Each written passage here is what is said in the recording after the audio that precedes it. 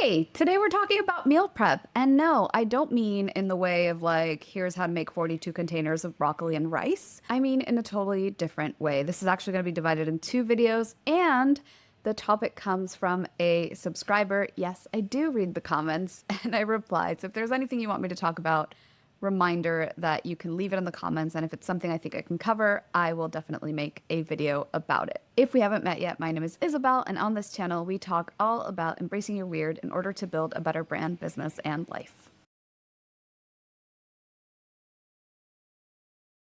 Okay, so before we go and chop like a single carrot or vegetable, let's stop and take a step back. Because every time I've seen a meal prepping video on YouTube or TikTok, it always is like, here's 5 meals you can make in under an hour and let's go. However, I think that what's missing for a lot of people is how do I actually get this to fit in my life? And how do I actually get this to fit in my style of living? And the way I've helped other clients get around this is by asking them 3 questions that help them know what their preferences are in relation to meal prepping. Because there are a million different ways to meal prep, but we need to figure out which is the way that works best for you. So, first question is, do you prefer freshly made food, or do you actually not mind like reheating food again and again? Now, obviously, I think, do I prefer freshly made food? Everyone's going to be like, well, yes, obviously. But the nuance here is, how much does it bother you to eat reheated food? Because I know people on the scale of, no, I only make exactly what I'm going to eat that moment because I cannot stand reheated food. And I know people who are like, look, I'll eat cold pizza straight from the fridge. I don't care.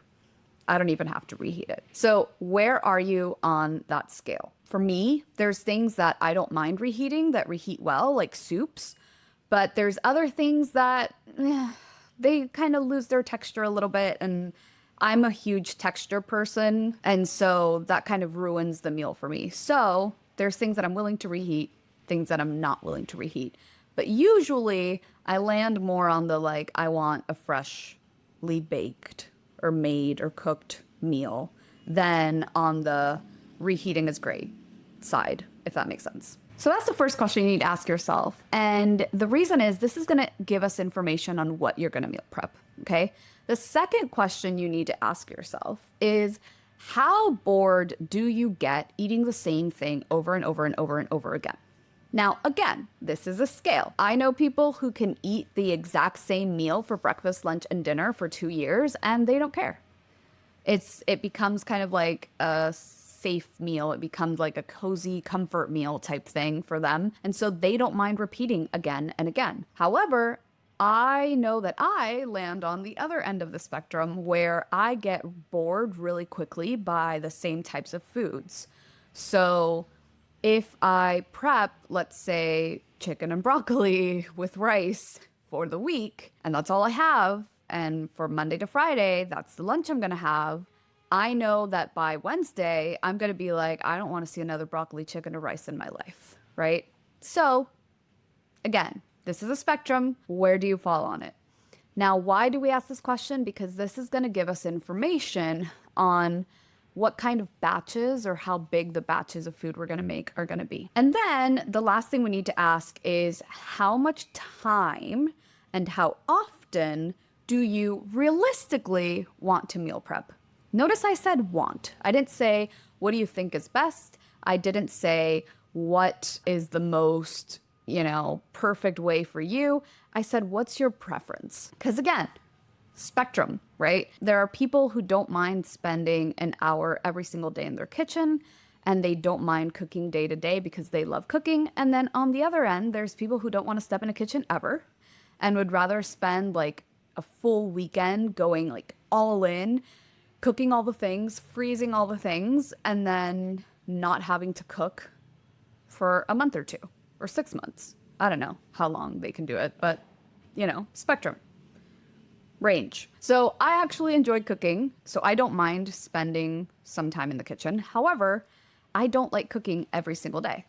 So the way I do it is I do one big meal prep once a month where I freeze a lot of stuff. And that's the stuff that I eat during the month. And then I do a smaller, like 30-ish minutes to sometimes an hour meal prep on the other weeks where I didn't do the big one, just for like salads, iced tea, lemonade, things like that that I can't make that far in advance, if that makes sense. So why do we ask this question? Because again, this is going to tell us what our frequency of meal prep is going to be. I've never seen anyone talk about this, and I think this is the base of figuring out how you're going to plan your meal prep. These questions help you figure out what to prep, what kind of prep you're going to do, what kind of batches or what size of batches you're going to do. Like, are you making bigger batches of less kinds of meals, or are you making smaller batches of more variety? And then also, how often you're going to prep and how much time you're going to spend prepping. Are you spending an hour a week? Are you spending 3 hours a week? Are you spending 4 hours every 2 weeks?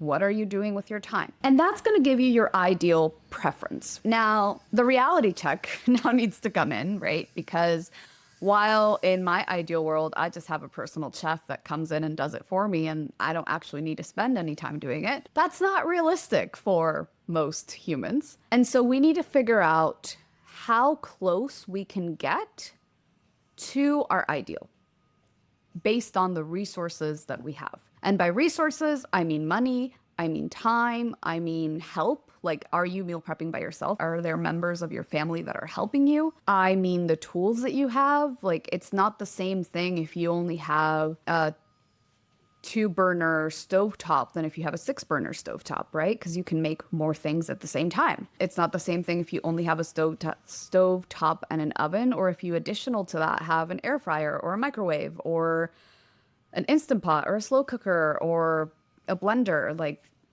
insert appliances here that make your life easier, right? To figure out where the balance lies between our ideal and our reality, we need to ask ourselves the following question. First of all, how much space do you have? AKA, how much space do you have to store the food you're going to make? If you have 3 extra freezers in your garage, awesome, you can make a ton of food.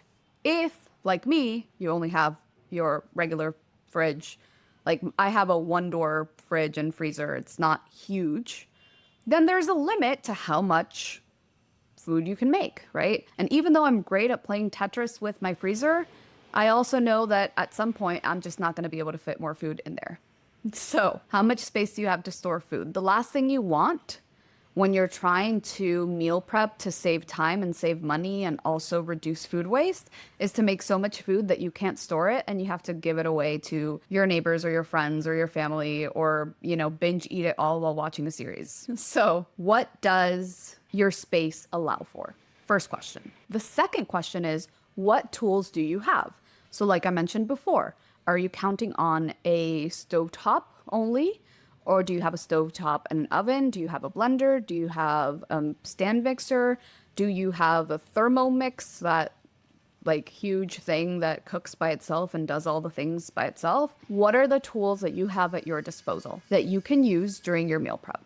Now, why? Because this is going to allow you to cook multiple things at the same time, which means that your time, your actual cooking time is reduced and you can make more things in less time. The next thing, do you have help? I mentioned this again, like in my case, when we do our big meal prep, my husband and I always meal prep together. Now, because of his job, he's not always here for the little miniature meal preps, but that's just cutting up things for the salad for the week and making like iced tea or lemonade or things like that.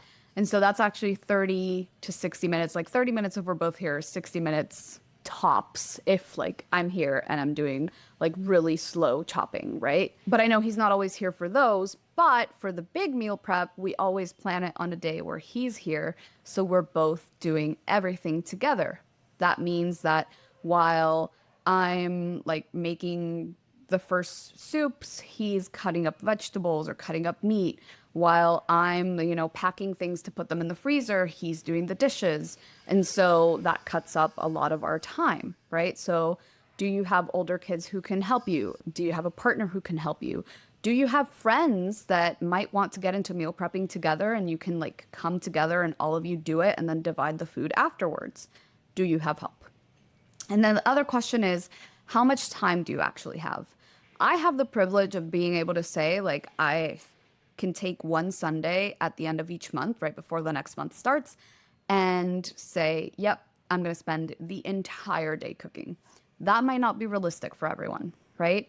I know some people who can spend 2 hours every single day in their kitchen cooking and it doesn't interrupt their work or their life, but not everyone has that privilege. And so figuring out how much time you realistically have to dedicate to this project is going to be the biggest factor in how can you do all of this, if that makes sense. The goal isn't perfection, right? The goal is progress. The goal is how close can I get to my ideal right now based on the circumstances I have. Now, obviously, with some changes, when I first started meal prepping, I didn't have an Instant Pot.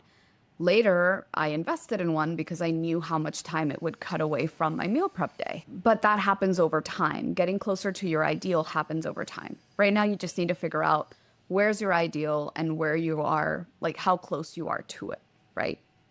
What's possible for you. Now, I know that was a lot. I don't want to extend this video into the how do I actually plan a meal prep. I'm going to do that next week. And so next week's video is going to be that, because I really wanted to hone in on the things you need to think about before you even start planning a meal prep, before you start saving recipes and trying to plan all the things and buying a bunch of ingredients. You really need to figure out what kind of meal prep you're doing, right? It's not the same thing to say you're going to prep ingredients and to say you're going to prep full meals. It's not the same thing to say you're going to prep for a month and to say you're going to prep for 3 days. And so once we figure this out, we can jump to next week's video, which is going to be all about how to actually plan the meal prep. And I'm going to give you all my tips and all the things that have worked for me. If you have any questions about this video, leave a comment below. I make new videos like this every single Friday, so don't forget to like and subscribe. And until then, stay wild, stay weird, and I'll see you in the next one.